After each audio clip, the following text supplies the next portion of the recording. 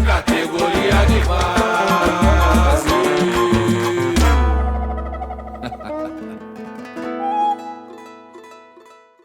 Fala, meus amigos, diretamente dos estúdios da REC 03. José Guilhermino, mais um, hein? Tá no ar. Mais um categoria de base. Pô, sempre recebendo aqui trabalhadores e trabalhadoras pra, trocar uma ideia, conhecer mais da rotina deles e também falar de tudo que tá acontecendo, né, José? Essa Com semana. certeza. Semana importante, hein? Com certeza. Sexta-feira. Trampinho falou que vai meter, fala que vai meter 50 na nossa, hein? Veremos, né? Veremos que o mundo inteiro tá conseguindo negociar, né? É possível que a gente não consiga, né? Ah, eu quero mais é que o gringo pague 50 mais caro no café. Eu quero que ele chegue lá, olhe o café lá, of the king, of the power, of Pelé, e pague o mesmo 50 que nós pagamos. Se sobrasse café pra cá, ia ser bom, né, velho? Aí é sonho meu, né? Era o sonho, né? Pra baixar o preço, enfim. Não, ia ser um sonho, pô. Mas eu espero que o Trump volte atrás, pô. O Brasil é um país, legal pra caramba. A gente não se envolve em atrito, né? A gente é um povo hospitaleiro. O gringo vem pra cá, a gente fala a língua do gringo pra ele não ter que aprender o português.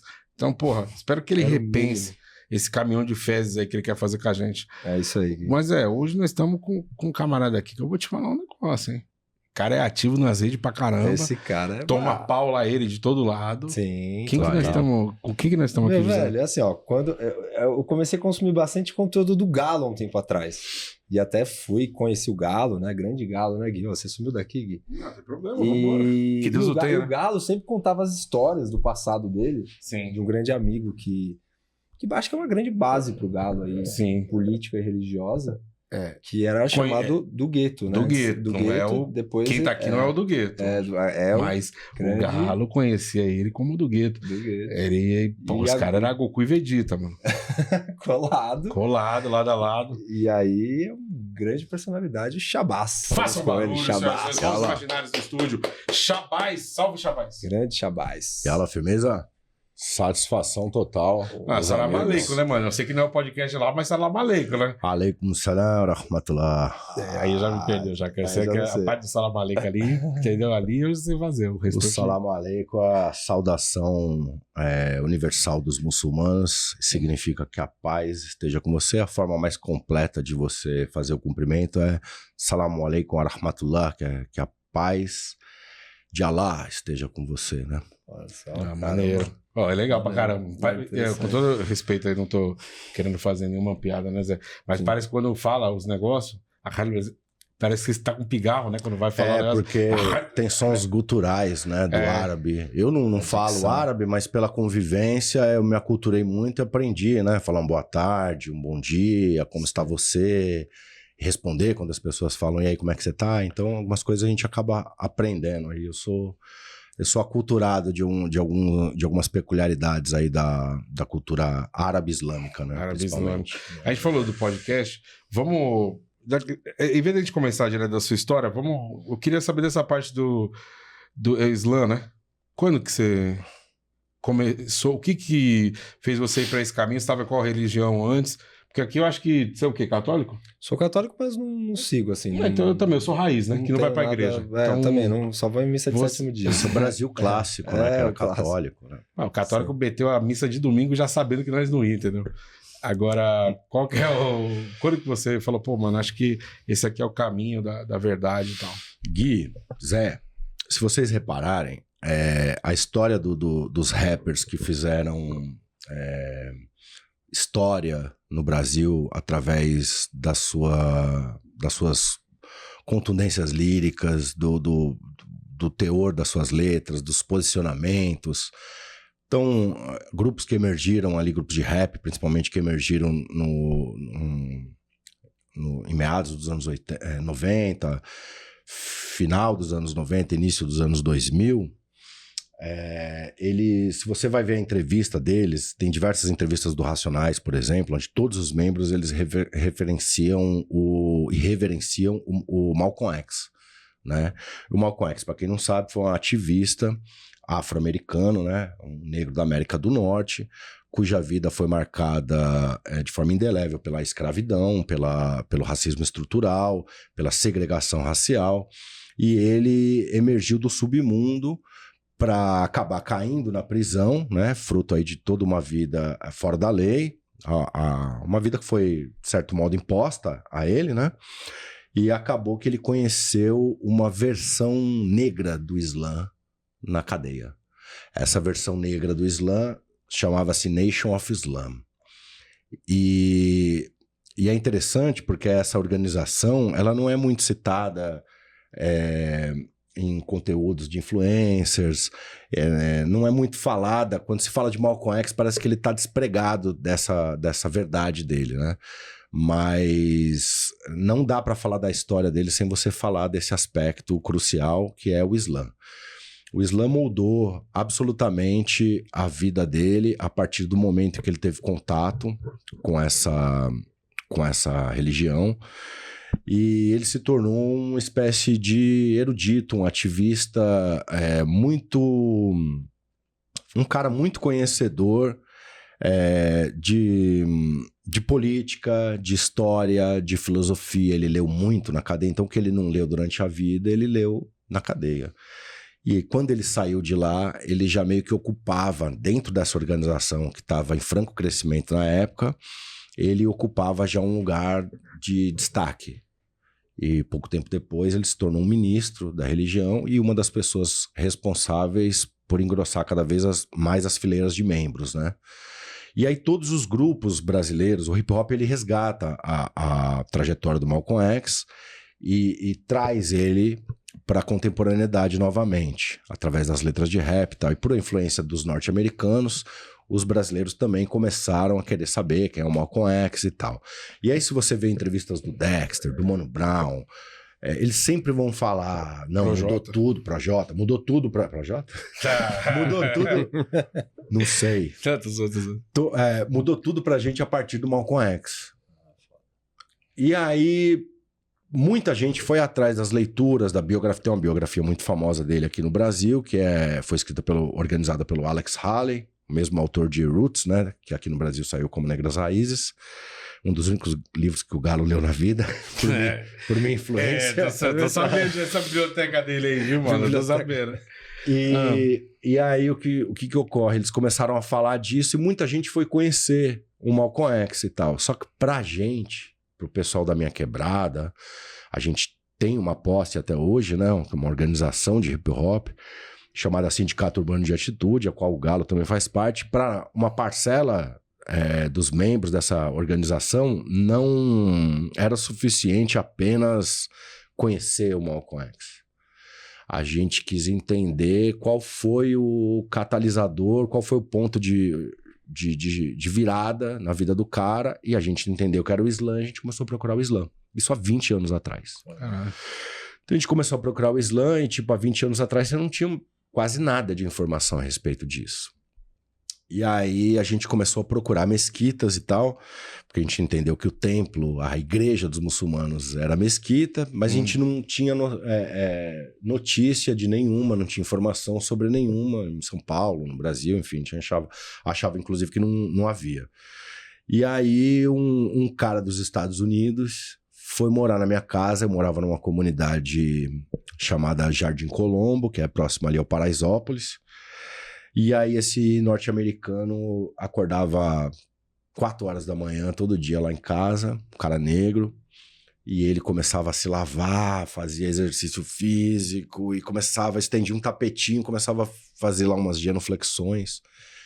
Eu não sabia, nessa época, se alguém me perguntasse a diferença de yoga para Islã, não saberia dizer, né? O Islã tá bombando de agora, né?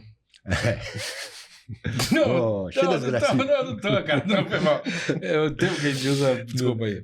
E aí, bicho, eu olhei e eu não sabia falar inglês, né?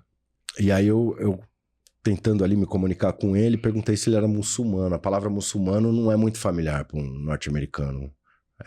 A palavra em inglês para muçulmano é muslim, né? Que é derivada do próprio árabe, inclusive.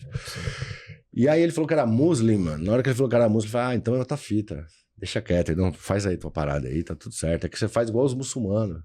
Aí ele, não, alright, man.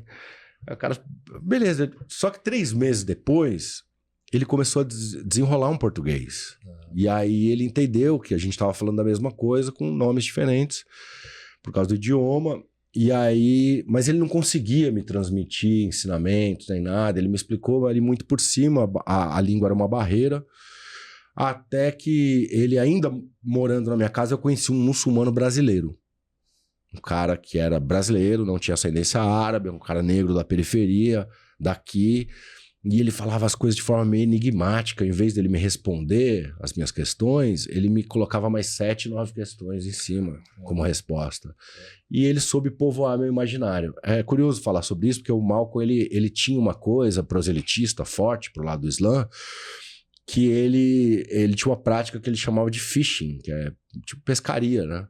Que ele ficava pegando a negrada na rua e falando assim, você sabia que Alá é negro, Deus é negro, se chama Alá, e que você é o homem original, que você gerou as outras raças, você sabia que esse plano de subjugar a sua raça para tirar a glória do seu povo, dos grandes impérios do passado e tal. Então ele fazia essa prática e esse cara tinha um pouco dessa parada. E ele acendeu, igual uma brasa, né? Minha curiosidade era uma brasa. Ele assoprou. Então virou ali uma chama, né? E aí ele falou, se você quer mesmo saber as respostas para esses questionamentos que você tem, você vem... Ele me deu um papel e falou assim, você vem tal hora, tal dia, nesse local aqui. Eu falei, que é isso? A mesquita? Ele, vai lá.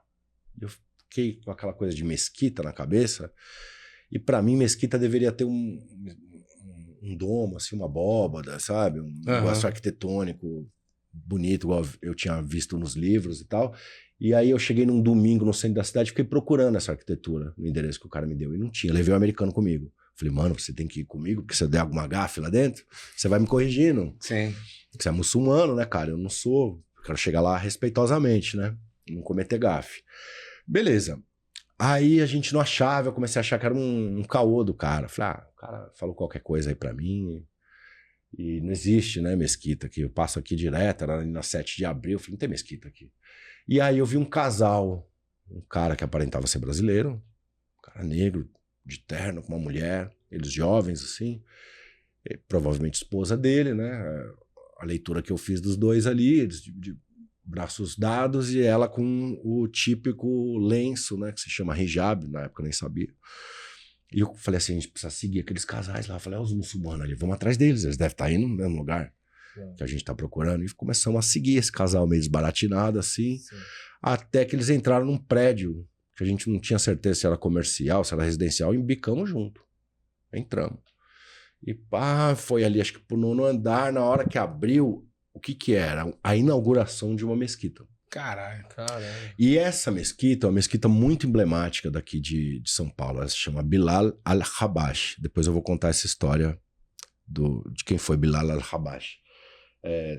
Segura a gracinha, só um pouquinho. Não, em nenhum momento eu ia falar que o Bilal... deixa o Bilal. Deixa o Bilal. Eu tô com comediante aqui, então... Não, peço perdão. Qualquer fala, você tem que tomar cuidado. Eu já peço... Como é que eu peço perdão pra lá ou pra mim? Não, pra todo mundo. Você pode falar Astaghfirullah. Astaghfirullah. Ele fala bem. Moleque, você muçulmano originário, filho. O cara desenrolado. Falei com o salão. Se eu quiser ter descendente espanhol ali do sul, que deveria ter alguma noção. Pois quase 8 séculos, né, de dominação moura na Península Ibérica. A sobrancelhona, né, da Bitela. Entrega. A Bitela. Aí você entrou lá cheio... No andar, como é que tava lá? Cheio de tapete, qualquer fita. Então, quando eu cheguei lá, por ser inauguração, era um momento tanto quanto festivo também. Era tipo um apartamento, assim, não? Era tipo um apartamento, mas as paredes todas divisórias foram derrubadas para ficar com mais cara de templo, né? Então tinha umas vigas de sustentação ali e meio que um vão, né? Fora essas vigas, ele era um vão, não tinha divisórias. E ali foram colocados tapetes, os muçulmanos eles rezam descalço, então tem sempre lugar para você depositar ali os seus sapatos enquanto você faz orações. E aí eu cheguei sem saber absolutamente nada e fui imitando as pessoas, né? Qual que era a característica mais interessante para mim ali? Uma das, no caso. A galera era negra. Então eu já tava batendo com a minha busca ali, né? Porque o Islã virou para mim, como eu sou Meu pai é um homem negro do interior da Bahia. Então eu comecei a entrar nessa pira, por causa de hip hop e tal, de me reconectar às minhas raízes. Então eu falo assim, tá, como é que um cara como eu, que tem essa história, deveria pensar em termos de política? Então eu ia buscar as minhas referências nesse campo. Como que um cara como eu deveria se referenciar, em que ele deveria se referenciar em termos espirituais?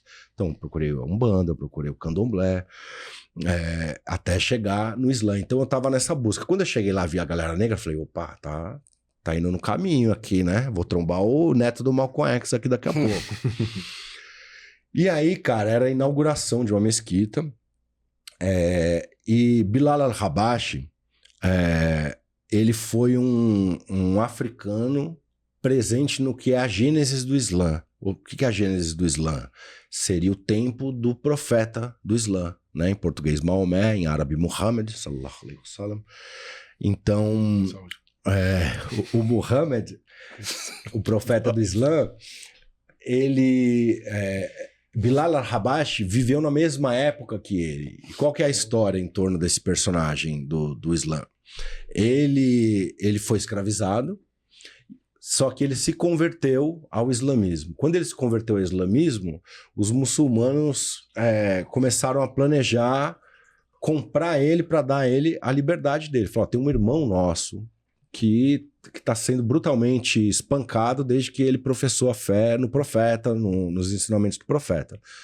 E aí eles foram comprar esse muçulmano, e os senhores dele inflacionaram o preço justamente para dificultar a compra. Sim. No entanto, ele foi comprado, ele foi libertado.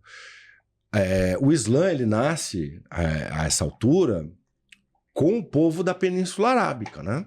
O profeta Muhammad, ele surge na Península Arábica, ele nasce na Península Arábica. E o Bilal al-Habashi, ele é um etíope.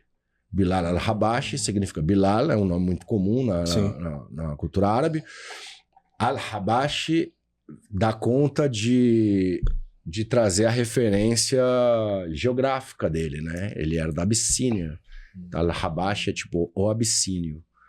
Então é muito louco. Isso aí já quebra, por exemplo, com o lance do cristianismo. Você aprende o cristianismo no Brasil, seja pelo viés católico, seja pelo evangélico, né? Neopentecostal, protestante, a chance de você não encontrar referência ao negro, a importância do negro é enorme. Embora o cristianismo é negro. A Bíblia é um livro negro, certo? Mas a gente sabe que por toda a história a supremacia branca se apropriou, né? Organizou essa religião popular e ela foi ganhando contornos cada vez mais racistas para servir aos propósitos de quem fez essa incorporação, de quem fez essa apropriação indevida, né? Da cultura e dos aspectos religiosos do cristianismo, né? Então, em outras palavras, embranqueceram o cristianismo. Isso não é possível com o Islã.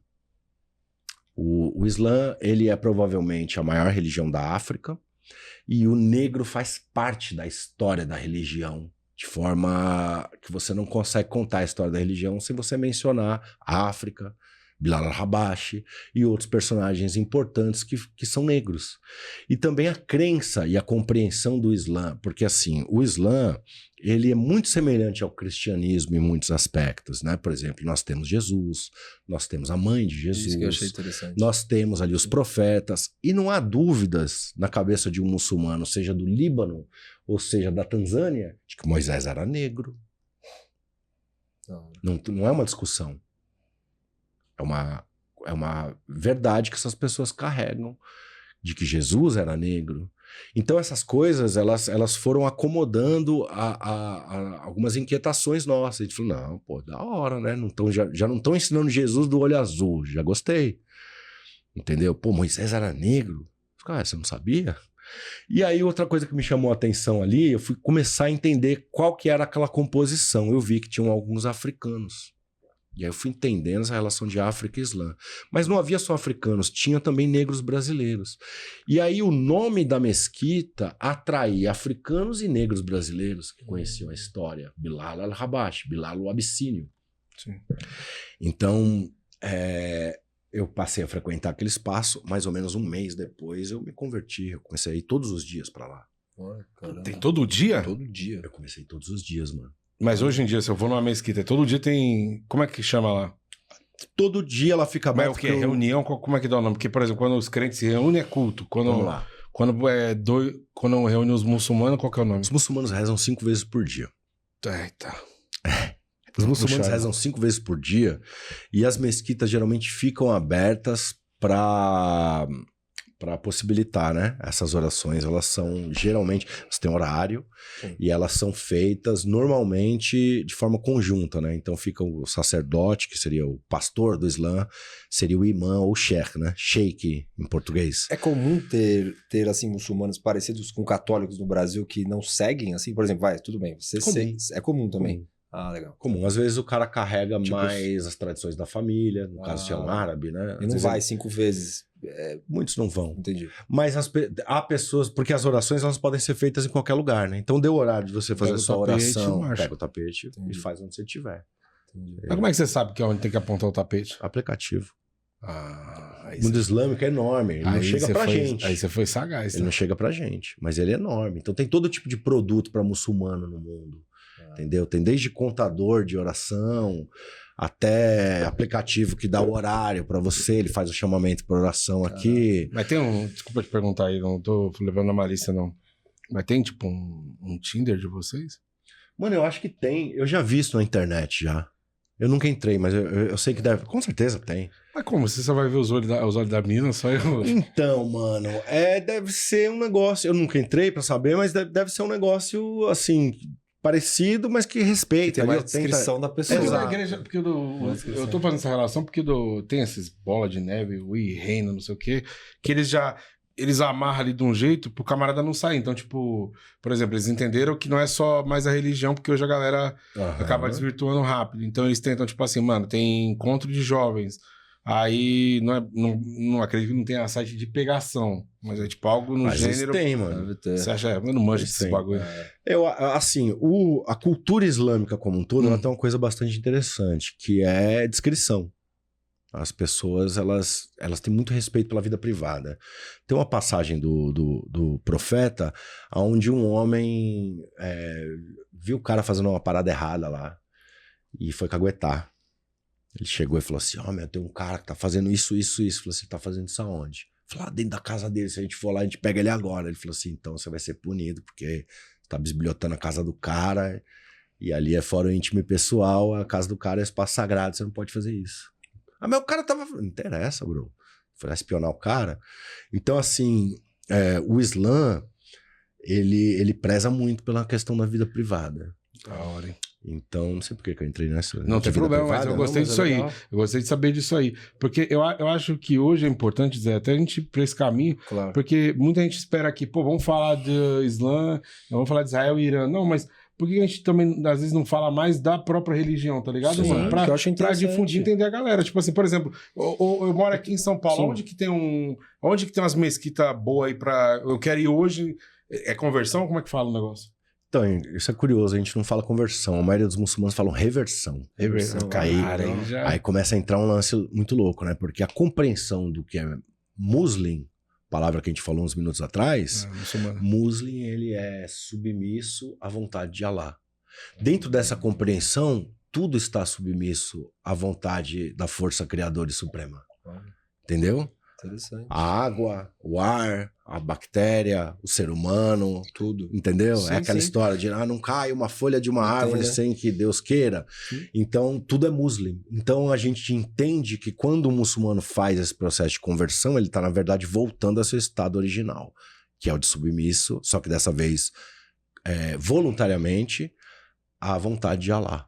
Alá nada mais é do que Deus, ele não é um nome especial, ele é a tradução da palavra Deus em árabe, como Deus, Sim. God, Uma tradução é uma mesmo. tradução. Eu acho interessante. Cristão fala Alá quando ele quer se referir a Deus. Sim. Que, se eu estiver errado, você me corrige que eu não entendo de religião, né? Na ordem das religiões aqui que a gente conhece, claro que tem outras religiões, mas a judaica e o cristianismo e o Islã seria a mais nova.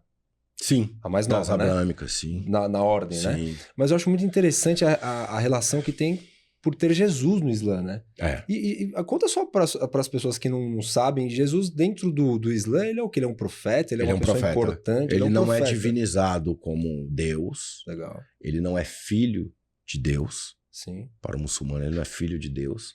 A ideia para o muçulmano de que Deus teve um filho é um tanto quanto absurda, porque a gente entende a natureza de Deus como algo divino. Então, ele é suficiente, ele não precisa ter filho. Ele não é uma criatura mitológica. A gente entende que ele é a força criadora, ele é o próprio tempo. Entende? Então, não faz sentido ele ter um filho, especialmente um filho com uma humana. Pra gente não faz sentido, embora respeitamos e tal. E tem uma história também muito interessante em cima disso aí, que os muçulmanos, um dos primeiros lugares que eles tiveram exílio quando a perseguição começou na Península Arábica, foi num país cristão africano. Os caras correram para lá, o rei Negus, um rei africano etíope, quando ele se deparou com os muçulmanos, ele começou a inquirir eles em torno do que eles acreditavam. E os conspiradores anti-muçulmanos já tinham ido na frente porque eram amigos do rei, falaram, tá chegando uma galera aí, eles não acreditam em Jesus e tal, fizeram uma bagunça lá na Arábia. É bom quando eles chegarem aqui, você não dá muita oportunidade deles falar nada e passa todo mundo aí, porque sabe como é que é, a gente é amigo e tal, esses caras aí, eles são do outro lado, né, e tal. E aí o rei muito sábio, ele era conhecido por ser sábio, ele resolveu ouvir os muçulmanos. E ele fez as perguntas em torno do que ele acreditava. Ele falou assim, o que vocês acham de Jesus? E Maria?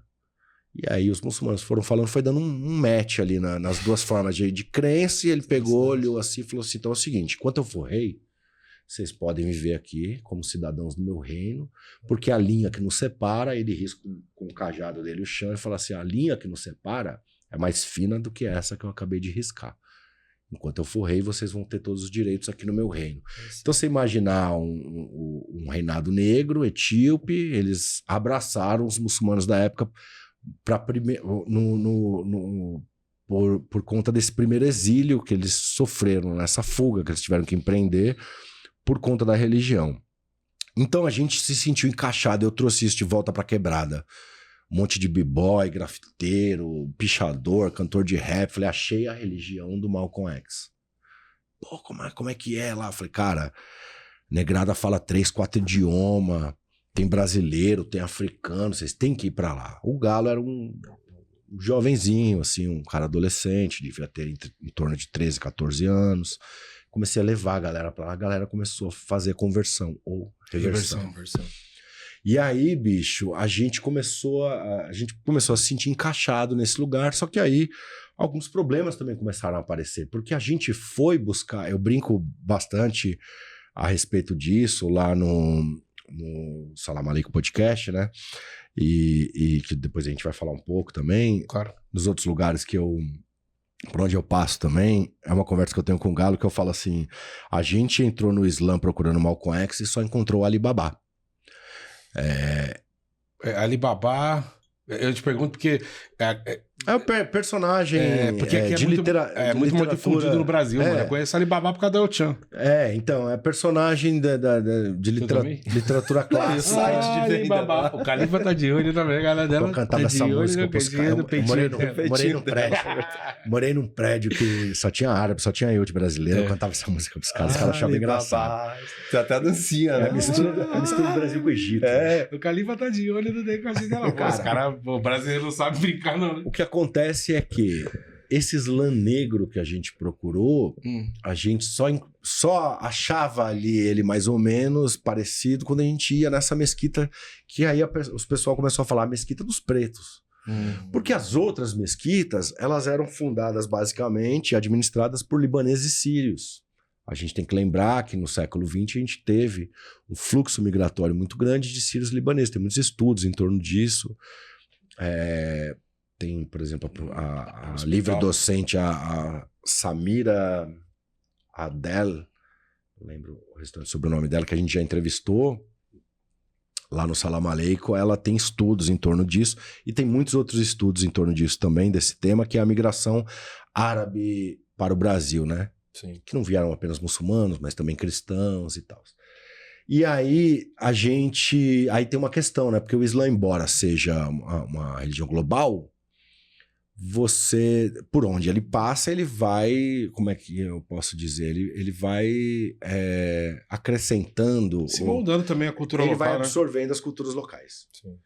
Então, muitas vezes algumas práticas que são comuns para um sírio não são comuns para um cara do norte de Moçambique, entendeu? Ou para uma pessoa do norte africano, ali do Maghreb.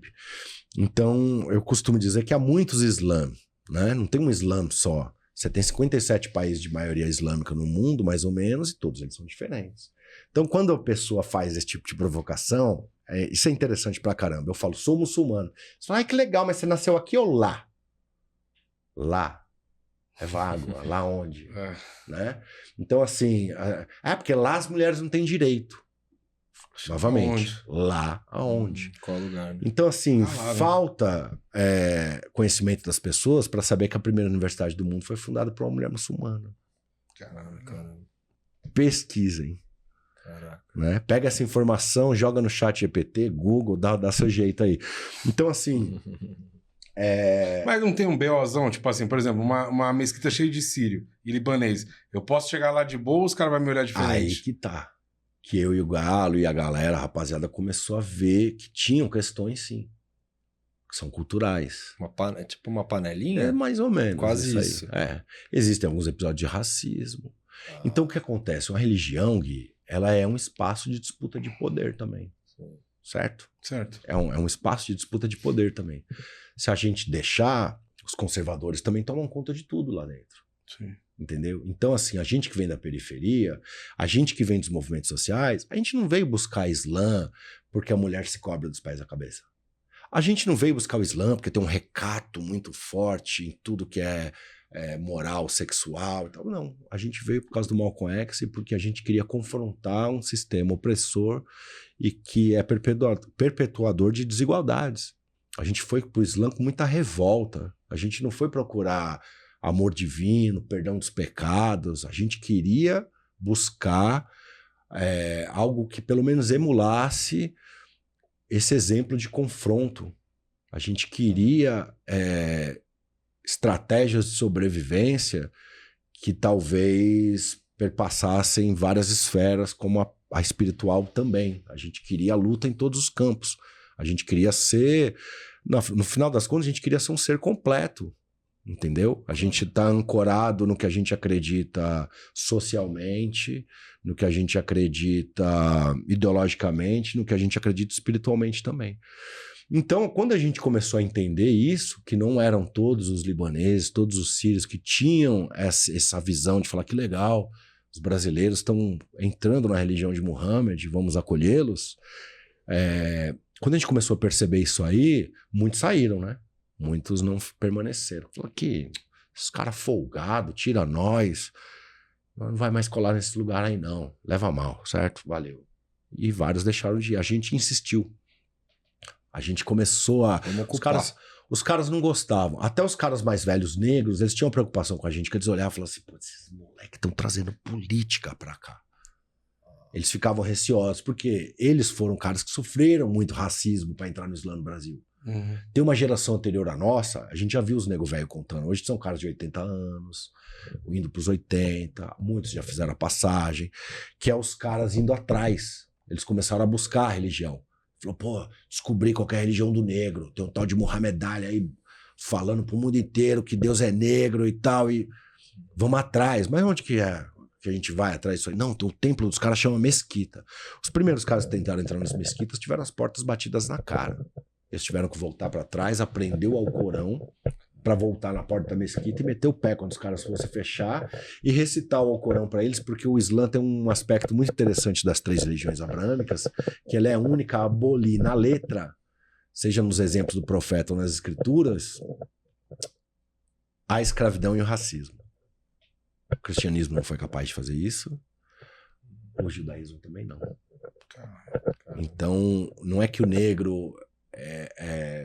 além dele ter essa importância histórica no que eu chamei aqui de gênese do Islã, existe também essa coisa que atrai negros e negras no mundo inteiro, que é o fato de ser a única das 3 religiões monoteístas que aboliu o racismo e a escravidão. Então você tá numa mesquita que chama Bilal al-Habashi, com a maioria negra, o cara que preside, que ministra a congregação é negro, é africano. Tem uma simbologia muito forte. Sim. Então a gente se sentia melhor ali, embora a gente fosse para outras mesquitas também. Os episódios de racismo, vale lembrar também, eles não eram uma coisa totalmente corrente e uma atitude própria da maioria das pessoas. Não, porque imbecil tem em todo lugar, né? E aí a gente tem os nossos. Só que aí a gente foi aprendendo, a gente foi fazendo que nem os mais velhos, a gente foi aprendendo como que funcionava a religião para poder se impor diante desses caras também. Então a gente enfrentou muita resistência, o fato de... O que acontece? Eu explico o Islã para as pessoas assim, Gui. Você tem 3 grandes vertentes no mundo islâmico. Você tem o sunita, o xiita e o sufi. Eu explico para o brasileiro, para economizar palavras e chegar mais perto do entendimento dele de forma mais eficaz, que o sunita é o evangélico, ele é a maioria do mundo islâmico. O xiita é o católico e o sufi é o macumbeiro. É do jeito que eu explico pra galera e funciona. Porque o sufi, ele é um cara menos apegado a questões hipermorais do comportamento. E é um cara tido como um pouco mais místico. A religião, ela possui um caráter mais dado ao hibridismo. Então ela acaba agregando ali outras formas de crença também. E é muito presente na África. E o xiita é um cara que já cultua uns imã, né, que são os grandes sacerdotes islâmicos. Ele cultua algumas figuras e põe a imagem, né? E o sunita, o mais radical, não pode ouvir música, não pode ter imagem de nada, não pode vestir uma camisa estampada que tiver um desenho de um cachorro, que seja. Então são os mais noiados com... E a carne de porco também. Carne de porco todos. Né? Todos, né? todos. Isso é todos. Entendi. O animal sujo, né? Essa parada. E aí... Pô, então... Você viu uma linguicinha pra nós aí, então suspende aí, deixa quieto. Bota de frango. Você tá em qual aí nesse rolê? Cara, você depois tá que eu fui descobrir, né, mano, que eu tava na vertente que é mais parecida conforme a comparação que eu fiz dos evangélicos, né? Eu não sei se eu sou um muçulmano sunita, eu ando com eles. Sim. Aprendi a maior parte das tradições islâmicas a partir da perspectiva sunita. Sim. Mas o que eu quero até hoje é outra coisa, mano. E agora eu vou trazer pra um ponto mais legal, assim, de falar de Islã aqui. Sim. Não, mas tá da hora. Pô. Tá da hora, pô. A gente que não conhece aqui, a gente é analfabeto islâmico. Tá bom demais, tá assistiu o filme da Petra? O novo? O novo não. Putz, se tivesse falado do Malcolm X aí, eu falava que ia assistir, mano. Eu vi. Com Denzel. Eu vi o da Petra. Dos evangélicos, do crescimento. Eu tenho várias críticas à Petra. Sim. Eu não posso falar que ela não sabe fazer filme. Ela é nervosa. Você também tem várias críticas à Petra, com certeza. Eu sou mais Heineken. Faz filme. O filme que ela fez agora... A parte que mais me chamou a atenção é a do... o projeto da CIA, né? Quando trouxe vários evangélicos pra cá. Eu sabia disso há muito tempo atrás. Eu já tinha visto um videozinho também sobre isso. Eu já tinha visto... Isso não foi vídeo, foi lendo, porque assim, o projeto neoliberal, assim como eu falei que nós queríamos ser seres completos, o projeto neoliberal ele também é completo. Ele abarca todos os aspectos da vida, a vida em todas as esferas. Claro. Entendeu? Para você criar, dentro do capitalismo, você conseguir fazer o sujeito acreditar, ele vendo a realidade, ele vendo o mendigo, ele vendo o moleque no tráfico, ele vendo todo tipo de injustiça. Fazer o cara acreditar que é só ele acordar cedo, só ele trabalhar pra caramba, só ele focar, só ele economizar, só que ele vai dar certo, isso é um esforço enorme para você fazer o sujeito entortar a própria realidade diante dos olhos, distorcê-la e acreditar nisso que é uma falácia. Então, para isso acontecer, você precisa preencher a vida desse sujeito em todas as esferas, todos os âmbitos, sim. Inclusive no espiritual. Então você distorce ali toda a mensagem do que seria Cristo, Jesus e tal, sim. E coloca a ideologia neoliberal ali. Isso deu muito certo. Deu muito certo. A ausência do Estado, tudo isso aí foi muito calculado. A ausência do Estado, a religião. A ausência do Estado implica também em ausência de conhecimento. A ausência de conhecimento e informação implica em ausência de pensamento crítico. Sem pensamento crítico, meu amigo, você vende cobra falante para as pessoas, você vende um monte de baboseira, mano. Você vende que o aleijado andou, que o cego enxergou. Não, mas peraí, Cristo não fez essas paradas? Cara, Pra vocês que aí são... vamos lá. Pra vocês é muita gente. Vai falar pra mim... Pra quem... Não, pra mim, eu vou religião que via Jesus como profeta. Ele Cara, eu acho que é assim, né? Vamos lá. Os muçulmanos, via de regra, acreditam nos milagres de Jesus, sim. Tá. Acreditam nos milagres de Jesus, acreditam em milagres de Muhammad, sendo o maior deles o próprio Alcorão. Para quem não sabe, Muhammad, ou Maomé, ele era analfabeto. Caramba. E o cara escreveu um livro que dá conta de falar de coisas que a ciência está descobrindo agora. Então, assim, tem uns mistérios que fazem um cara como eu não me tornar um ateu, por exemplo. Eu falo, cara, tem alguma coisa aqui, mano. Eu gosto de deixar mais no campo do mistério, porque eu acho que a dúvida me encanta mais que a certeza, sabe? Mas eu não sou um muçulmano típico. Eu sou um cara que carrega uma história que, tipo assim, meu pai nunca vi meu pai rezar pra ninguém. Meu pai não trouxe essa preocupação pra mim. Minha mãe é evangélica, como a maioria das mães da periferia. Sim. Então, assim, eu e o Galo não somos muçulmanos típicos, nós não somos iguais aos sírios. Eu trabalhei com libaneses 2 anos aí. Vivi num prédio aqui no centro da cidade, onde aquelas pessoas que o Lula libertou de Gaza foi morar lá. Eu vivi com os palestinos, iemenitas, iraquianos, argelinos, marroquinos. Eu não sou igual a eles. Eu admiro a cultura deles em vários aspectos. Eu acho que tem coisas que eu absorvi pra minha vida, mas eu não sou igual a eles. Eu tenho outra história, eu e o Galo, os caras que vieram nessa seara aí, a gente tem outro entendimento do Islã. Então, assim, toda essa parte mais fabulosa... Tipo Noé e a Arca. eu não gosto nem de discutir. Entende? Porque, assim, o que eu penso é que a gente tem uma vida prática pra gente lidar aqui, onde não é importante se um homem com 900 anos pegou um monte de ripa, fez um barco, veio aqui no Brasil, colocou dentro um casal de tamanduá bandeira dentro do barco. Às vezes eles marcaram um ponto também de encontro, o tamanduá foi nadando, cara. Pode ser. Entendi. Aí o documentário da Petra, que eu te desviei da pergunta, porque realmente fiquei curioso. Vamos lá. Isso foi um projeto. Beleza. Se esse projeto é possível nessa direção, provavelmente ele é possível nessa direção. Sim. Entende? Sim. Então, assim, existe proselitismo religioso islâmico no Brasil. Só que eles não acertam a mão. Eles não acertam. Porque eu vou participar de um seminário islâmico em breve. E eu percebo que eles querem. Só que eles não sabem como fazer. Estão interessados em falar de política nos encontros religiosos? Tá. Vamos lá. Boa parte não, mas boa parte sim. Você tem muçulmanos militantes de esquerda, até de esquerda radical aqui. Inclusive filhos de árabes, descendentes de árabes.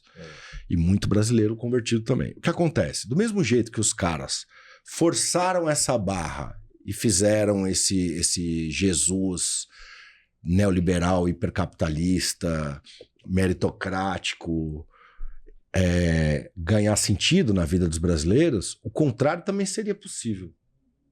Certo? Como? Se você apresentar o povo brasileiro é muito, não sei se espiritualista seria uma palavra, mas ele é um povo de fé, mano. É um povo de fé, boa. É um povo de fé. Se você apresentar para esse povo, que é um povo de fé, uma religião que é contra a injustiça social, uma religião que é contra os juros, uma religião que faz uma leitura de que o álcool está destruindo a periferia, porque o evangelho não foi capaz de acabar com esses problemas na periferia. Ele fez o contrário, ele tirou a crítica da estrutura, jogou no indivíduo e fala que Jesus vai libertar você. Sim. Mas Jesus não precisa libertar você, quem precisa de libertação é o povo. Não é um cara, não é o cara que... Coletivo. É o coletivo. A salvação lá é individual. Entendeu? Lá, a salvação é individual. É que a ideologia é toda casada, né? É toda casada. Ela vem o liberalismo. O liberalismo, o liberalismo e a parte evangélica neopentecostal, ela tá toda casada no indivíduo, né? É muito caro toda vez que você tem uma questão comercial com um país, você mandar 2 porta-aviões e um monte de fuzileiro. Entendeu? Isso aí gera muitas questões. Então os caras começaram a fazer as coisas de forma mais sutil. Vamos entrar pela cultura. Manda Madonna e Michael Jackson. É difícil falar sobre isso, porque eu sou do hip hop. E o hip hop só foi possível a nível global por causa da força do capitalismo norte-americano. Entende? Mas são as contradições do próprio sistema. Sim. Né? Tanto é que eles investigaram o hip hop, tem 4.000 páginas a respeito de Tupac lá nas gavetas da CIA. Então, assim, às vezes eles erram. Não raramente eles erram. Vão deixando rebarbas para trás. E é onde a gente... A pessoa em não conformidade com o estado vigente das coisas entra nessa brecha aí. Então, eu e o Galo... em todo tempo, tem gente observando a história. Claro. Para ver aonde que dá para fazer algo diferente. Sim. Né? Não é todo mundo que vai entrar na corrente e seguir o fluxo das coisas. Sempre vai ter a galera que vai puxar o freio de mão e falar, tá errado essa porra. Sim. Se a gente for tudo nesse caminho que a gente vai se fuder. Sim. Bora voltar, vamos procurar. Mas para onde a gente vai? Não sei, vamos procurar um caminho. Sim. Todo mundo que tá aqui vai se fuder. Então, assim, da mesma forma que a gente viu esse projeto surgir, um outro projeto, se encampado por pessoas preocupadas com isso, ele poderia surgir também. Né? Se você oferecer... O que é as facções criminosas? É um lugar onde um cara você que não recebeu um beijo do seu pai no rosto, você recebe um beijo de um cara que te chama de irmão, fala que você tem uma família. Porra, cara, isso é importante pra caramba. Sim. Entendeu? Agora, se esse cara tivesse num lugar onde ele pudesse ser assistido em todos os aspectos da vida dele e tivesse também esse espaço para chamar o outro de irmão, para entender que ele faz parte de um coletivo, que a injustiça e a desigualdade não são de Deus. O Islã tem uma coisa muito interessante que todo mundo bate no Islã, a mídia tradicional bate no Islã, mas o Islã, ele não sofre essas agressões porque ele taca bomba, igual as pessoas falam, porque ele explode metrô, até porque isso não é próprio da religião, isso vai contra os princípios mais básicos da religião. Claro. O assassinato dentro do Islã, ele equivale a você ter matado toda a humanidade. Então, você se apresentar diante do Criador num julgamento como culpado de ter exterminado toda a humanidade porque você matou uma pessoa. Isso é o Islã, de verdade. Você não pode matar com fogo. Você não pode matar com fogo nem nada. O Islã você não pode matar, né? Você não pode matar. A não ser em legítima defesa da religião, defesa do território e da vida do inocente. Sim. Aí você tem o direito e até o dever de se colocar, se preciso for, de forma física, contra a injustiça, contra o tirano, contra a arbitrariedade. Isso é o plano de Deus. Era isso que pegava nós da periferia. Falava, nós vamos para uma religião onde a injustiça, ela não é permitida, mas a luta contra a injustiça é um dever. Isso pegou a gente. Era isso que a gente queria. Não porque a gente era violento, não porque a gente queria brigar, mas porque a gente não achava que dar a outra face era o plano de Deus. Sim. Porque a gente estava apanhando da polícia de dia, de tarde e de noite, e tinha que dar outra face. Essa porra não fazia sentido na minha cabeça. Entendi. E aí, conectando só... Malcolm X, ele falava assim, nós muçulmanos somos corteses, somos cordiais, nós somos educados e respeitadores, mas se você colocar a mão em mim, eu te mando pro cemitério. Era isso que a gente queria. Falei, esse Deus aí parece mais com o jeito que eu penso. Se ele existe, eu vou atrás. Então, eu percebo que tem muita gente que se aproxima de mim por causa disso, porque eu acho que eu represento uma possibilidade de elo entre esses dois mundos que ainda não foi explorada no Brasil. Sim. Porque se você chegar aqui pro brasileiro, especialmente o cara que já tá de saco cheio de conservadorismo, que é uma coisa que a gente não precisa mais, e aí o cara fala assim, tem que fazer isso, fazer aquilo, não pode, pra falar, mano, da hora aí, respeito demais a parada de vocês, mas eu tô legal. Ele não vai querer, porque ao mesmo tempo que o brasileiro, eu nem sei como é que o conservadorismo dá tão certo aqui.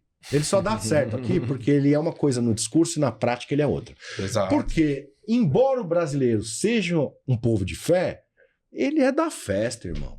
Ele é da irreverência. É a nossa marca no mundo, uma delas. Certo? A gente não é dessa coisa engessada. A gente não é dessa coisa hiper tradicional. Por isso que falha. Por isso que o cara, ele tá falando aqui na frente, não, bababá, porque a família tradicional, tá fazendo programa com transexual ali que ele critica na frente das câmeras, entendeu? Mas ele trai a família tradicional dele fazendo programa de noite, enchendo a napa de pó. Por isso que o conservadorismo brasileiro é desse jeito. Entendeu? Porque a alma do brasileiro é outra. É como se eles estivessem querendo, sei lá, tipo, importar uma coisa que não é própria da gente. Então, talvez, se a gente conseguisse trazer uma leitura que fosse menos moralista, menos conservadora e mais ligada nessas pautas sociais, eu acredito que muita gente ia abraçar, pelo menos em termos de curiosidade, saber o que se fala dentro, o que é. E eu acho que tem um encontro muito promissor dessas culturas. Porque a gente não pode esquecer uma coisa. O Brasil tem Islã na sua formação. Certo? A gente não falou dos mouros na Península Arábica? Sim. Eles dominaram a Península Arábica por quase 8 séculos, certo? Então tá no gene de quem? Do colonizador. Tanto é que moldou os idiomas. Tudo que é al no português. Albacete, Maria. Sim, as várias cidades dessa região do sul da Espanha são todas com al na frente, né? Nas variantes do tronco latino linguístico, tudo que é al é de origem árabe. Árabe, sim.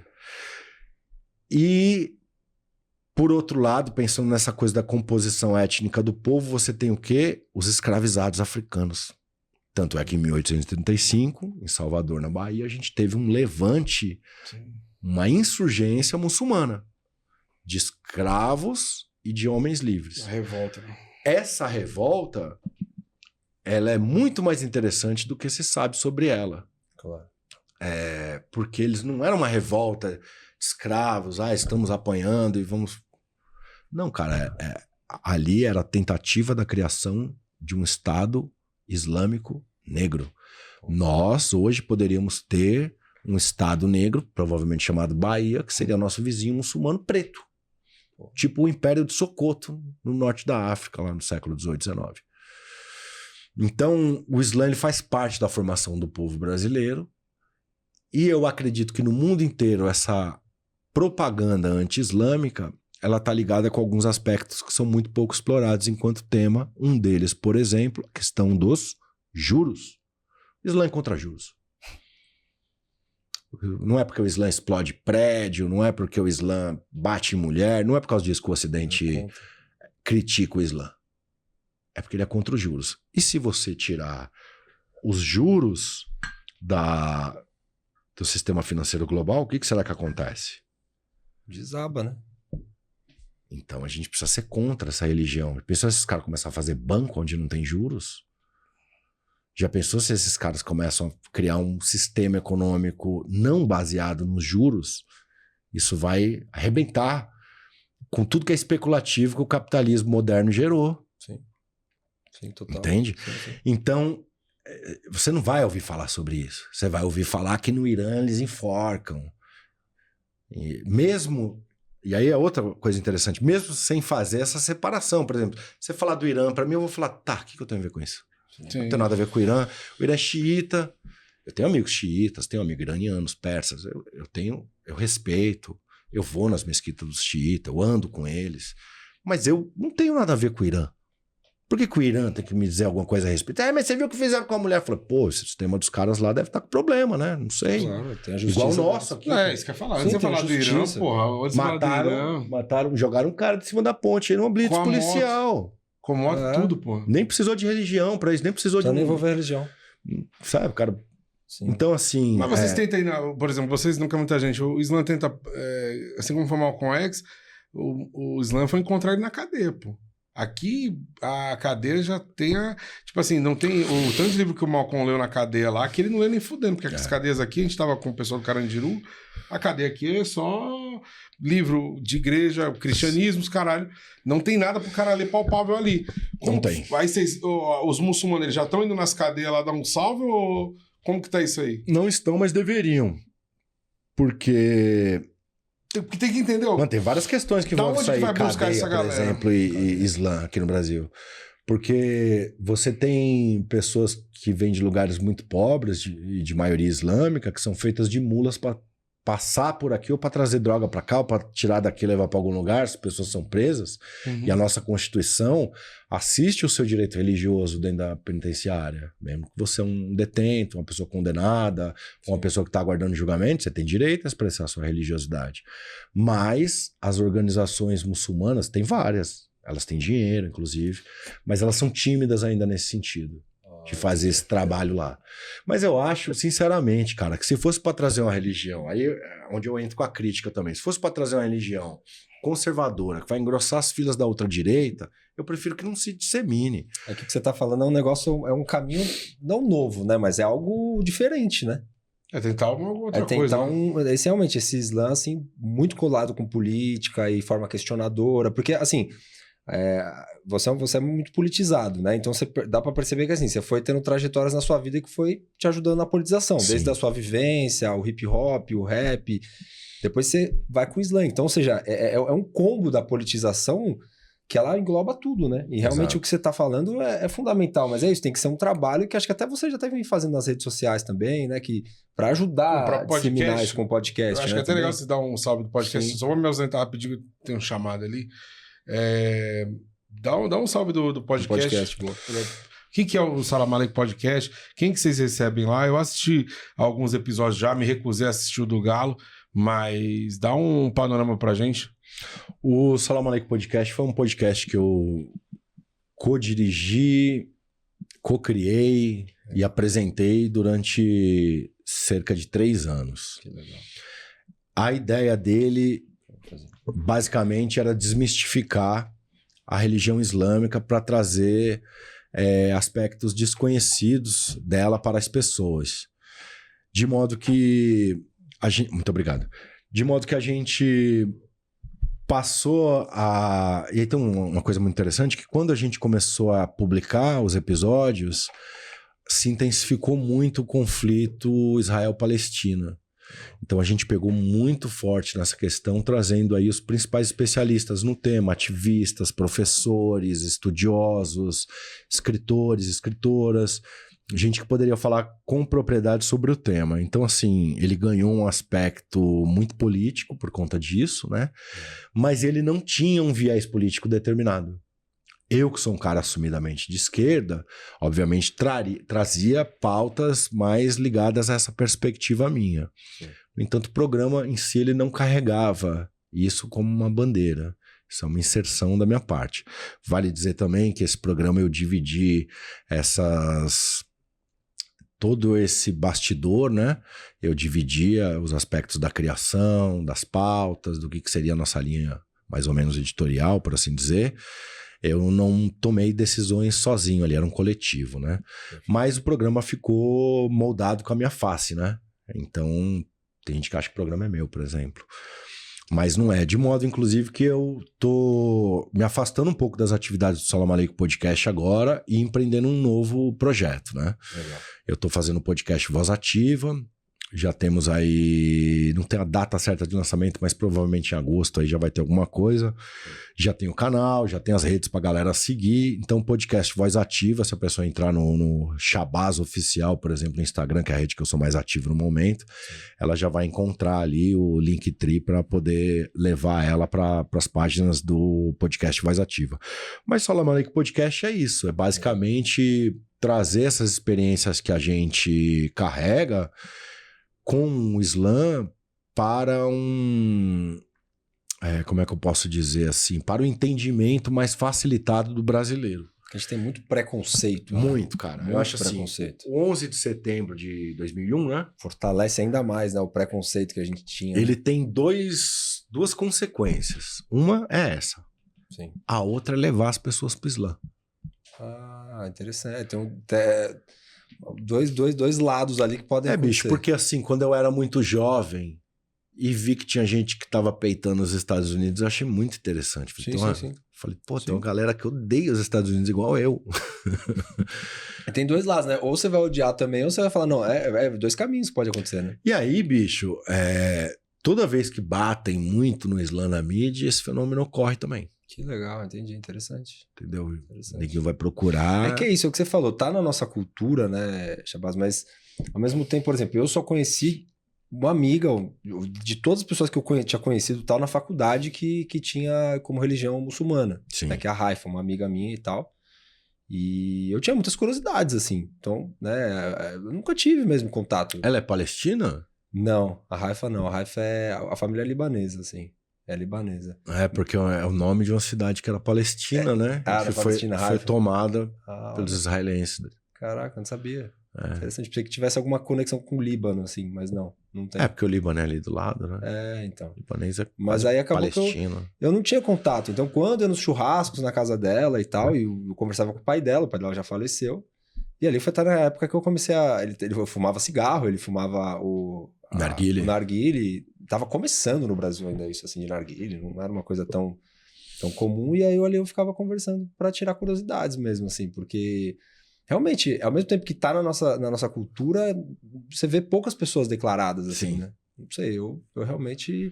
Mas é isso, eu acho que é um processo de crescimento, né? Pode ser que ele aconteça, às vezes que é o que você falou, se realmente as pessoas identificam como uma religião também política ali para transformação, né? Social. Talvez realmente seja esse caminho, né? É, cara, porque assim, partindo do pressuposto que tudo é político, né? Isso. Se você não fizer isso, você vai deixar um vácuo, e não tem vácuo na história da política nem do poder.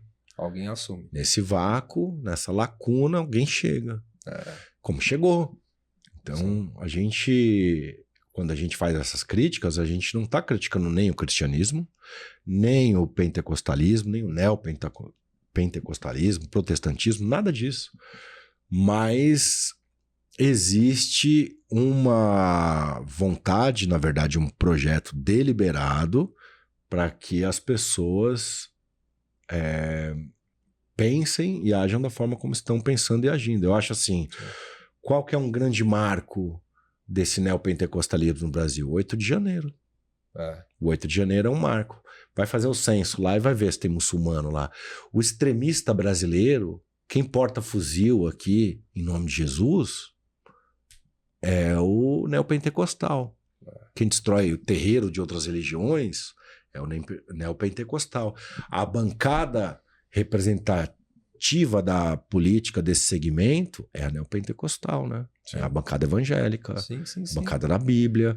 Então, assim, eles estão tomando todos os espaços. Quem tem os grandes canais de mídia, quem tem deputados e senadores, são eles. Então, o extremismo brasileiro religioso, ele é neopentecostal. É isso. A forma como o Malafaia fala, né? Exato. Você já percebe que ele é um cara que tem estética agressiva. O Malafaia, ele... Como é que fala quando você... Ele dirigiu o Brasil mais do que o Bolsonaro nesses 4 anos de Bolsonaro. No próprio documentário você percebe. Sim. Ele pega a aprovação do Malafaia no olhar, Ele né? é a mão invisível, nem tão invisível assim, porque não. ele não fez muita questão de se esconder também. Com certeza. Então, a gente precisava parar esse projeto. E aí, como é que você combate? Se estão combatendo, é onde eu penso que essa minha tese tem algum sentido. Sim. Se estão de estilingue, você tem que vir pelo menos com estilingue. Claro. Ou com a arma melhor, mais sofisticada, mais elaborada. Sim. Você não pode pegar os caras que tá de estilingue e você vai vir de pistola d'água. Entendeu? Tem que dar pedrada também. Então eu acho que para você cooptar jovens para uma outra perspectiva espiritual religiosa e colocada num caminho de luta, acho que o Islã poderia entrar nisso perfeitamente. Sim. Isso... Eu vejo sentido. Eu vejo muito sentido. É o que eu te falo, eu não tenho nenhuma religião, eu sou católico e tal, embora eu seja de família, meu pai, família não, só meu pai é espanhol, né, e eu tenho um tio padre, né, que era irmão do meu pai, que mora na Espanha e tal. Então tem esse lado católico, mas eu não me identifico. Sim. Tá? Então hoje eu sou uma pessoa que eu posso me considerar mais sem religião do que um católico, né? Não vejo muito sentido. Por exemplo, meu filho tem 3 anos, eu não batizei ele. Né? Não vejo sentido. Né? Não me identifico com as pautas, com as ideias. Realmente é isso, né? Mas, claro, respeito, tem muitas pessoas, minha família inteira mas não vejo muito sentido, né? Agora, claro, todo esse genocídio da Palestina é algo que pode, não digo ajudar, mas assim, aproximar jovens. Eu entendi já. Aproximar jovens e se conectar. Eu não tenho dúvidas. Com tudo isso. Claro, mano. O cara que tem já essa postura, essa predisposição pra luta, o cara que já tem um pensamento crítico ali de olhar e falar assim, pô, mundo injusto, né, cara? E se incomodar, sobretudo com isso, com certeza ele vai olhar pra resiliência daquele povo e falar, mano, que galera braba, né? Galera, como é que é isso aí? Por que eles são assim? Então, o Islã, ele traz algumas ferramentas espirituais e filosóficas para pensar no que é o jejum. A gente, 3 em 3 horas, tá morrendo de fome, cara. E aí, o muçulmano, ele tem um período especial ali do calendário que ele se priva de alimentação, de se hidratar com qualquer tipo de líquido, durante o período em que o sol surge até o pôr do sol durante 30 dias. Não pode fazer sexo, não pode falar mal dos outros, não pode... E aí você tá fazendo o quê? Você tá regulando o seu racional por sobre os seus desejos, certo? Você tá fazendo com que o seu racional sobrepuje todos os seus desejos e necessidades durante aquele período ali. Então, essas coisas, elas vão ensinando uma resiliência, elas vão disciplinando o muçulmano, de modo que eu tenho certeza, cara, que se isso fosse implementado, ainda que de forma minoritária na periferia, ia causar um impacto tremendo. Por que o Islã não se dissemina pelo Ocidente? Por que ele recebe tanta pancada assim? Cara, porque vai cair a pornografia, entendeu? A pornografia sionista. Vai cair o álcool. Toda hora que você abre uma garrafa de bebida, você quebra um selo do governo. Vai cair os jogos, mano. Eu não aposto, Gui. Também não, sai fora. Eu não aposto. Eu não bebo. Tá ligado? Sim. Isso é um golpe no sistema já, mano. Tá tudo bem organizado, né? Isso é um golpe no sistema. Tá ligado? Os caras querem ver você alcoolizado. Tá ligado? Faz quase 10 anos que eu tô falando pras pessoas, agora nos podcasts tá aparecendo. Que o crack foi substituído pelo álcool. E agora estão falando, tem especialista falando. Eu já tinha notado isso aí. Eu falei, tenta pensar por um minuto com a cabeça daquele cara que tá naquela situação de bosta ali. É muito mais barato o corre de se arrumar. As pessoas te dão. Se você pedir pra fumar pedra, o cara não te dá. Você fala que é uma cachaça, o cara te dá. Falei, irmão, não vou mentir pra você, não. Eu tenho 50 só pra eu comprar. Pode ser que o cara for honesto. Toma aqui. Daí você dá 2 contos, o cara compra um botijãozinho daquele de álcool. Corotinho, né? Corotinho. Então, do dolinho. Eu vou te falar, cara. A gente precisa combater esse... Voltando um pouco atrás, essa religião, ela representa 30% da população brasileira, mas não deu conta de parar com isso aí. Ela não deu conta. Ela não deu conta de trazer uma perspectiva real para outros jovens, a não ser nesse campo do individual e tal. Aí, mano, é muito neuromarketing, é muita neurociência para atingir. Você vai num culto desse, ele é induzido pela música, ele tem um negócio... Sabe, de usar as frequências ali para causar comoção, enquanto o cara fala, ele vai chegar num pico de emoção ali, a música acompanha. Isso tudo é uma sujeira, cara. Sim. Isso tudo é uma sujeira, assim. Eu acho que não tem... acho que deve ter poucos bandidos em bocas de fumo e organizações criminosas tão bandidos quanto o Malafaia, mano. O Malafaia é um dos maiores criminosos que esse país já produziu. Com certeza. Entendeu? Porque você mexe com uma coisa tão sensível, cara, chamada fé. Você assaltar as pessoas de forma coletiva, viver uma vida de marajá, de faraó, em cima da carência espiritual, afetiva das pessoas, em cima do... É jogar muito sujo, cara. Muito sujo. O traficante é muito mais honesto, mano. Com certeza. Você não vê um traficante falando... Não, ele dá limpo. Porra, ele dá um negocinho em troca ali, beleza. Eu não fumo nem nada, mas, pô, pelo menos ele devolve alguma coisa ali. Sim. A igreja se dá dinheiro, o Malafaia tá de avião. Confirmou.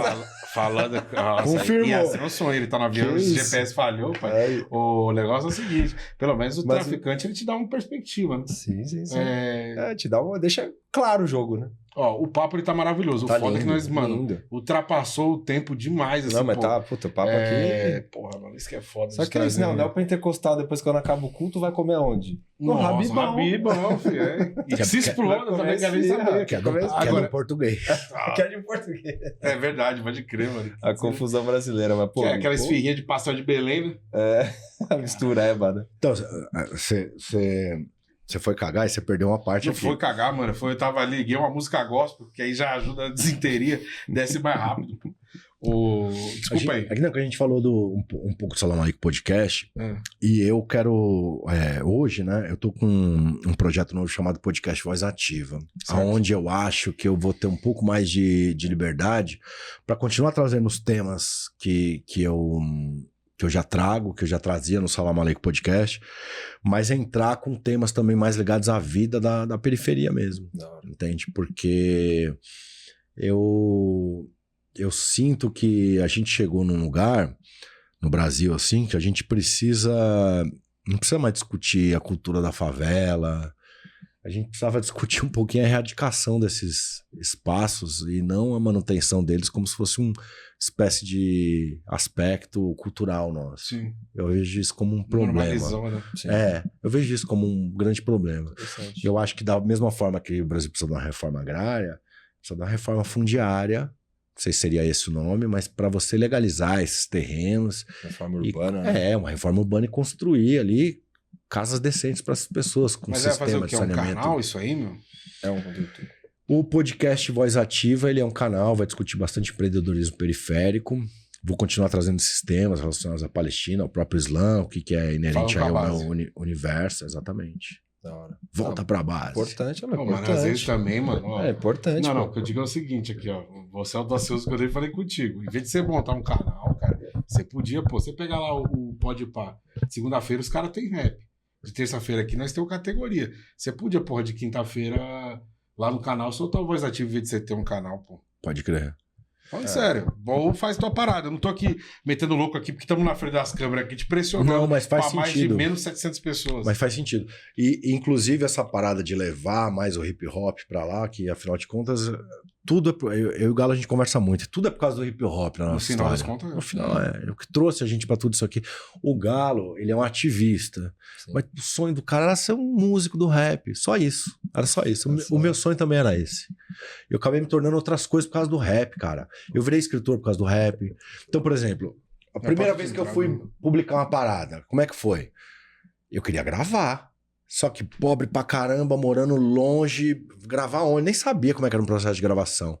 Um amigo que já tava um pouquinho mais adiantado ali nas fileiras da cultura chegou pra mim e falou assim, ó, tá rolando uma parada aí, um movimento de literatura, você podia entrar. Eu, que literatura? Eu quero cantar rap, mano. Tá pensando que eu sou o quê? O Machado de Assis? Eu falei assim, não, pô, mas é que você escreve bem, você podia entrar. Eu falei, não, mas eu quero cantar, não quero que as pessoas leiam as minhas coisas.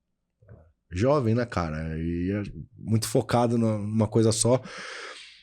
Ó, a parada vai chamar literatura marginal, você tinha que entrar, o Ferrez é um cara que já publicou e ele tá fazendo um livro aí que vai abarcar os principais escritores da periferia, vai estar o Mano Brown, eu falei, vai estar o Mano Brown. Você consegue botar eu lá? E aí era um rap, mano. Foi publicado o meu texto como uma poesia, mas ele era uma letra de rap que eu não tinha dinheiro pra gravar. Caralho. Eu virei escritor, virei poeta por causa dessas coisas. Então, quando eu cheguei no slam de poesia, ninguém sabia o que era slam de poesia. Pra quem não sabe, eu sou o vencedor do primeiro slam de poesia do Brasil, primeira grande final. Só, caramba. E eu que dei esse caráter político pro slam de poesia também, sabe? Porque ele era uma outra coisa. Quando a gente chegou lá, tinha um monte de playboy, aí o cara ficava... Poesia do cara, nada contra. Não. A poesia do cara era... Parei no período vespertino, numa travessa da Alfonso Bovero, e o dia estava gris. Porra, cara, eu olhei aquele bagulho, já cheguei lá, Malês, Palmares, Zumbi, e antigamente quilombos, hoje periferia, os caras tomaram um susto, e a verborragia, a dinâmica do rap, o flow. Mano, engasopei vários slam de poesia assim, porque eu chegava com uma verve, uma energia que os caras não tinham. E aí, hoje, o slam é super político por causa de mim. Porque eu deixei ali um molde pros caras seguirem. Então, tudo na nossa vida foi por causa de rap. A gente queria cantar rap, mano. A gente queria mudar as consciências das pessoas através da música. A gente achava isso possível. Na verdade, acho que eu ainda considero. Porque na história aí contemporânea, a gente tem vários exemplos disso, né? Desde Bob Marley até caras que de repente nem carregavam tanto a coisa política na obra, mas na postura, né? Na caminhada. Então, foi tudo por causa do hip hop, Gui. Sim. Foi tudo por causa do hip hop, Zé. Meu irmão, eu Bom te agradeço demais demais. sua presença. Pô, tá feito convite aqui ou no próprio Jornal Correria, porque às vezes, ó como é que é louco. Eu tava lendo ontem um negócio, eu fui lá no Tomi Otaka, que tinha um negócio da Sueli Carneiro lá. Pô, achei que era uma mega exposição. Porra, era daqui até aqui. Eu fiquei puto, né? Eu dei um rolê do caralho. Mas aí o cara, justamente é isso. A gente fica se separando na relação de ser negro, enquanto que aí não era nem nada da Sueli Carneiro, já era de um outro mano lá. Por conta pra disputar quem é mais preto, qual que é o cabelo mais crespo, e a gente fica se dividindo. Quando eu falo pra você, ou cai pra cá, ou cai pro jornal, ou monta tua parada também, você faça as suas coisas. Mas eu acho da hora, mano. Porque Claro. não tô... Agora não é mais a questão do convite, é mais a questão da troca de ideia no sentido de... Às vezes cada um individualmente faz um negocinho. Sim. É. E é exatamente o que os brancos querem que a gente faça. É. Ah, você tem o seu bagulho lá, o seu canal, É. tem o meu canal aqui, você tem o teu canal aqui, não sei o quê. Não, Não, mano, tem inclusive, o jornal meu- tá lá meu- com meu- vários meu- dias vazios, Meu mano, pra trampo, postar. meu trampo fica também, a minha plataforma fica à disposição de vocês, pessoal que tá cara. assistindo a gente também, que vai assistir esse programa. Não vai existir, Tiver com uma certeza. troca de ideias, tiver uma parada que achar maneira, só não vem com conversa furada aqui, que é Papinho poucas. aqui, Não, Agora, vai baixar não teu dá, roxo, filho. não Mesmo dá. que você não autorizar, ela vai baixar e vai postar aqui. Eu quero que você se foda, que é pirataria, filho. Ó, Jack Sparrow, mano. então, bicho, eu também concordo muito com isso. Porque tem que você divulgar trouxe, cara. as paradas, mano. Tipo assim, a gente tá muito. Sim, Eu- vai se Cara, desunindo. tá o recorte aqui, mano. Sim, eu sim, eu sim. tirei foto dessa Sim, merda. é Era muito- uma carta aos negros brasileiros. E aí os caras falam exatamente disso. Os caras. Quer ver, ó? É do Mandela? Não, eu não. Peraí. Essa porra aqui, cara. Eu conheci o cara que traduziu a primeira carta do Mandela pro Brasil. Olha, cara. O filho dele se George converteu no Schultz. Islã também. Ó, vamos lá. Puta merda. Os negros brasileiros, nesse país maravilhoso, de grandes e intensas oportunidades, eles podem alcançar seu objetivo de completa realidade. Vou ter que tirar aqui, depois eu falo isso, porém. Ah, tá. Vamos da parte que não dá pra fazer, ó. Isto, porém, não será possível ser seguido se continuarem divididos por todas as considerações de cor da pele e de contextura de cabelo. Na união está a força, porém, na divisão está a destruição. Nosso mundo, nós é que temos de construí-lo, amoldando aos nossos desejos. Depois eu vou procurar ela na íntegra. Eu posso falar rapidamente uma coisa que se encaixa com Boa, isso? boa, Sabe que a faz gente tá sentido. chegando perto dos finalmente aqui, já até passamos um Já pouco, mas é passamos. o seguinte. Tem um cara que ele é pouco falado, chamado Horaci Nogueira. Ah, Horaci Nogueira foi um estudioso aí das décadas de 40, 50, se eu não estiver enganado. E eu não sei por que ele caiu em desuso. Ele é o cara que teoriza uma coisa que a gente já percebeu há muito tempo, né? Ele classifica dois tipos de discriminação racial. Ele classifica uma como discriminação de origem e outra como discriminação de marca. É muito interessante, mano. Discriminação de marca é aquela que prevalece no Brasil, onde o negro vai ser identificado como negro se ele tiver um coeficiente maior de alguns fenótipos, né? Uhum. Então, assim, é muito fácil o brasileiro olhar pra mim e falar que eu sou moreno ou até branco, e o Gui, provavelmente negro, que ele já tem mais traços negroides e africanos. Essa é a discriminação de marca. Ela leva em consideração os fenótipos. A discriminação de origem é aquela que faz mais sentido para os norte-americanos, por exemplo, que é onde o cara veio da comunidade negra, não importa a tonalidade de pele dele, ele é negro. Né? Então, tem uma passagem muito interessante do Horaci Nogueira, quando ele foi estudar nos Estados Unidos. Só existia uma elite brasileira, os filhos dos cafeicultores, que estavam lá estudando com os americanos, né? E aí, eles extremamente racistas, classistas, eles viram um homem negro num momento romântico, namorando numa praça pública com uma mulher bastante clara. E eles não entenderam nada, eles voltaram para os americanos, os estudantes de elite, os playboys brancos, chegaram e falaram para eles: o que aquele negrão feio tá fazendo com aquela loira? O Horaci Nogueira observando. E aí os norte-americanos brancos disseram para ele assim: você tá louco, brasileiro? Você não entende nada. Aquilo ali é uma mulher negra. Aí o brasileiro, para fazer gracinha, falou assim: pô, vou mandar uma carta para minha família, vou chocar todo mundo, dizendo que casei com uma negra. Quando eu chegar lá no Brasil, vou levar minha negra loira para eles verem. Então, para o brasileiro é muito importante os fenótipos. Para o norte-americano e para outras realidades também, eles levam mais em consideração a origem. Eu levo em consideração a vida que eu tive. Claro. Então, assim, eu não herdei, sei lá, nenhum aspecto cultural que é branco ou europeu nesse sentido, assim, tipo, eu como macarrão igual todo mundo aí brasileiro, lá dos brasileiros come macarrão no domingo. Isso não faz de mim uma pessoa que segue uma tradição italiana, nem nada. Eu cresci numa favela que ainda tinha candomblé, que ainda tinha umbanda, que ainda tinha capoeira, e eu cresci margeado por todas essas manifestações culturais, de modo que sei muito bem meu lugar no mundo. E se eu falar, um cara pardo, mano, Se ele falar que é negro, ele vai tomar pedrada. Se ele falar que é branco, ele vai tomar pedrada. Se ele falar que é pardo, ele vai tomar pedrada. Então, irmão, eu sou o que eu sou. E se tiver na minha frente um Hélio Negão, eu atropelo, não tô nem aí. Entendeu? Ele não tem lugar de fala pra falar assim, eu sou, você não é. Fala, você é nada, mano. Você nasceu com a tinta. Entendeu? Você não é nada, você é um lacaio. Não, devolve essa tinta aí que você não merece. O racismo não opera sem peças pretas. Mano, matou a nota. Boa, é por isso que paulada. eu vou ser a peça preta que não vai servir ao racismo. Quase que eu te peguei, né, maluco? Zé, Terminou, muito bom. um branco, um preto unido, resposta que cara ridículo, cara. Vem cá, você é meu livro. Um programa maravilhoso, velho. Você é louco, muito aprendizado. Ô, Xabá, você é louco, mano. Interessante Valeu, demais, muita curiosidade, muita informação. Agora nós sabemos onde o Galo tira as informações dele. isso Vamos ali, ó. confrontar esse vagabundo. Ele é aí. safado. Antes da palestra, ele dá uma ligadinha pro Ah, Xabá. você acha que eu sou besta? Ó, não esquece de se inscrever no canal, é importante pra caramba, tá? Né, Zé? Deixa o like. Que a galera só vê os Compartilha, cortes curte. e às vezes não entra, por exemplo, O no da canal íntegra, mesmo. é o isso, da sim, íntegra sim. demora mais pra pegar, mas Total. quando vai também, você é louco. Vai que ó. vai. É isso mesmo. Curte, compartilha, comenta que engaja bastante. Manda bala. Aproveita que você já tá seguindo categoria de base, vai lá, ó, podcast Voz Ativa, lançamento em breve, tem umas paradas 1000 graus lá pra vocês que gostam de arte, cultura, política, o bicho vai pegar. É isso, e fica bom. ciente que nós vamos, moleque, você não tem escolha, pai, nós vamos lançar aqui também, nós vamos chupiar só os melhores momentos. Bora. Beleza? É nóis. Rapaziada, beijo no Valeu. coração. Tchau. Yala! Na categoria de base.